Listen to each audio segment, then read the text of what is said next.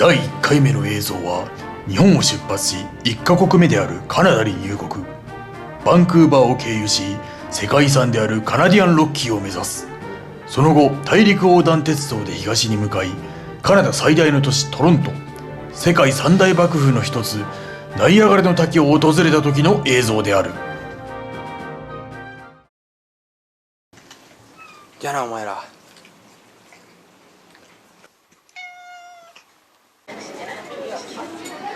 第1カ国目カナダの前にカナダの知識を少々。英語で言うとカナダ。人口は3700万人、アメリカの10分の1ぐらいです。 WHO の調査によると空気のきれいな国世界3位。アメリカと世界最長の国境を持ってるけど銃の規制がしっかりしてるので治安がすごくいいです。面積は約1000万キロ平方メートルで世界2位。中国よりでかいんだ。1位はロシアね。上の方は北極に近くてすんごい寒いんで 80% の人は国境から 200km 以内に住んでます。右のこの辺は17世紀初め入植者がフランス人だったため今でも英語とフランス語が公用語になってます。首都はオタワ。一番大きい町はトロント。 FIFA ランキング78位です。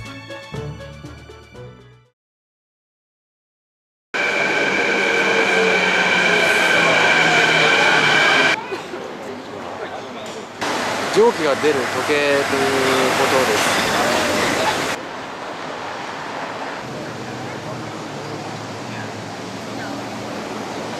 ガシージャック中華街。宿は16人で共同キッチン。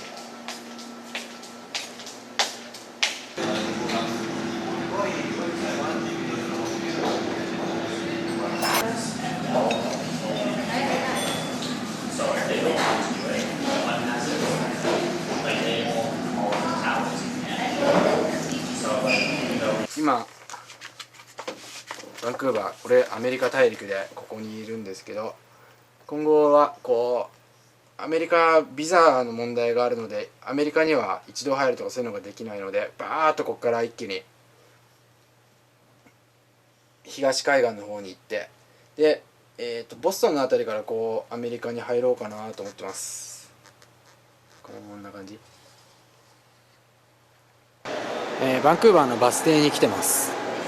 これから14時間かけてカナディアンロッキーの麓の町バンフというところに向かいたいと思います。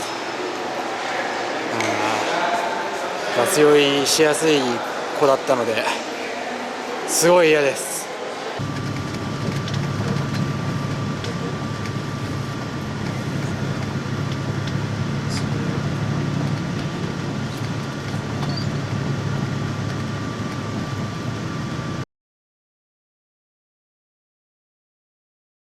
着いたー。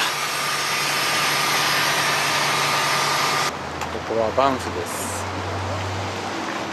奥にあるのがあれがカナディアンロッキーなのかな、そのたもとにこういうおしゃれな街が。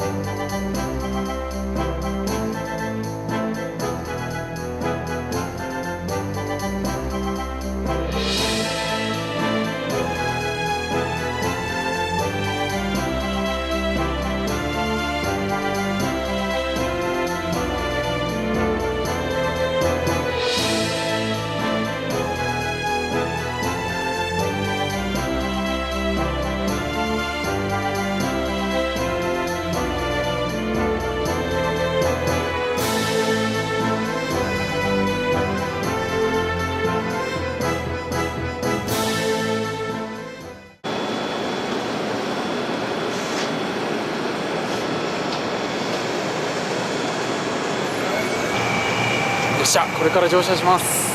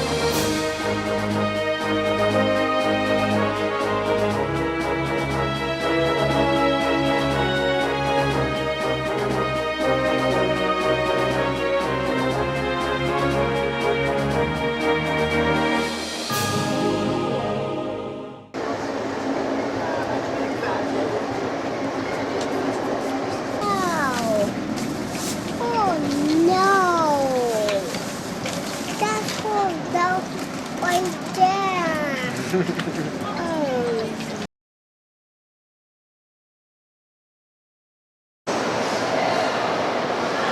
ロントの駅に着きました。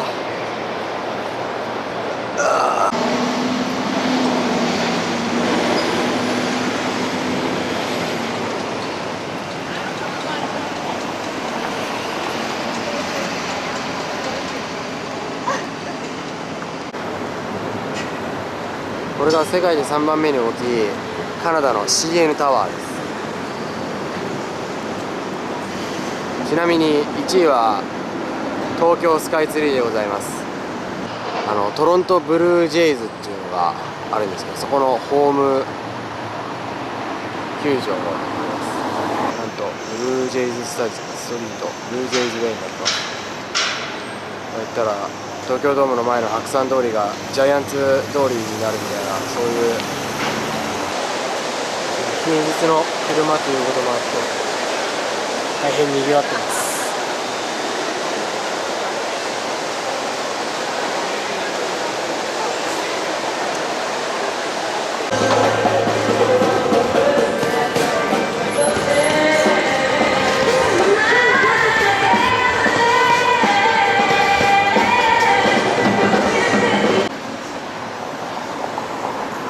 ここがトロントの若い人でいう、原宿みたいな感じでしょうかね。お買い物をするのにこういう洋服屋さんとか雑貨屋とかが密集して、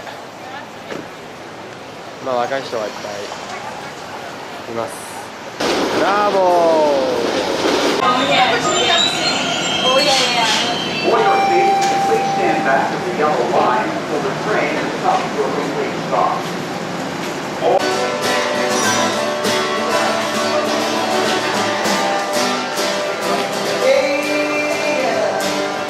チーズ詰めてあんのあれ。これこれ。豆腐？いや、多分チーズじゃない。チーズかな。豆腐は入らないでしょ、これ。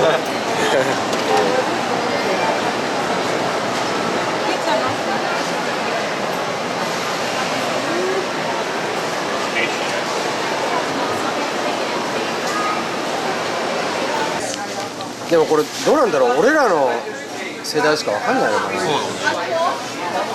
なんすかそれ。輪ゴム入ってない。もらおうか。もらえんのかな、輪ゴム。うわー、パンめっちゃ食ってる。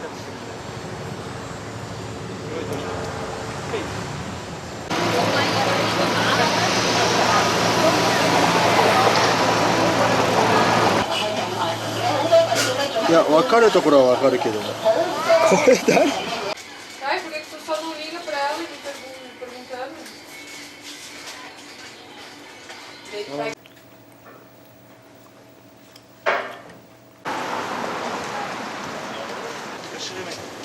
でも中華街ほどなんかもうここは韓国っていう感じはしないね。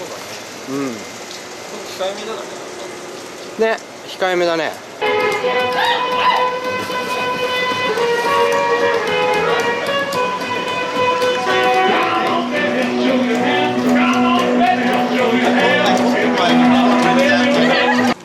黄色いジンジャーエール。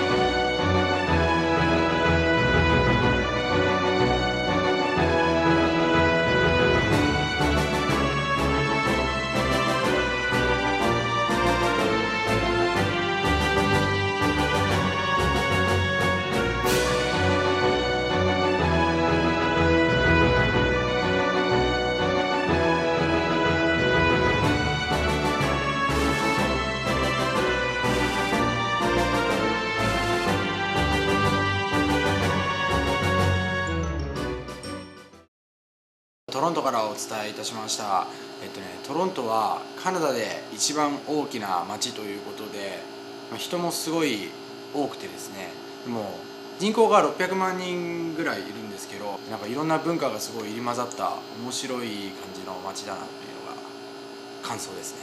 はい、どうもお疲れ様でした。ありがとうございます。トロントで出会った台湾人のレンタカーに乗せてもらいオタワに向かいます。